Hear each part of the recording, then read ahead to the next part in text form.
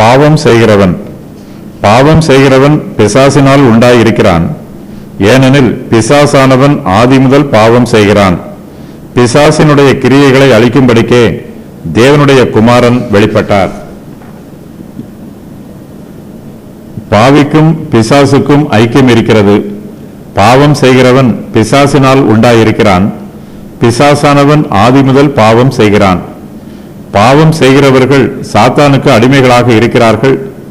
சாத்தானுடைய சுபாவமே பாவிகளை ஆளுகை செய்கிறது. ஆகையினால் பாவம் செய்கிறவன் எவனும் பிசாசினால் உண்டாயிருக்கிறான். கர்த்தராகிய இயேசு கிறிஸ்து பிசாசுக்கு எதிர்த்து நிற்கிறார். பிசாசும் இயேசு கிறிஸ்துவுக்கு சத்துருவாக இருக்கிறான். பிசாசினுடைய கிரியைகளை அழிக்கும்படிக்கே தேவனுடைய குமாரனாகிய இயேசு கிறிஸ்து இந்த பூமியிலே வெளிப்பட்டார். சாத்தானை ஜெயிப்பதற்காகவே இயேசு கிறிஸ்து இந்த பூமிக்கு வந்தார். இயேசு கிறிஸ்துவின் கிருபையினாலும் வல்லமையினாலும் பாவம் அழிந்து போகும். சாத்தானுடைய கிரியைகள் அழிந்து போகும். பிசாசனுடைய கிரியைகளை இயேசு கிறிஸ்து முற்றிலுமாக அழித்து போடுவார்.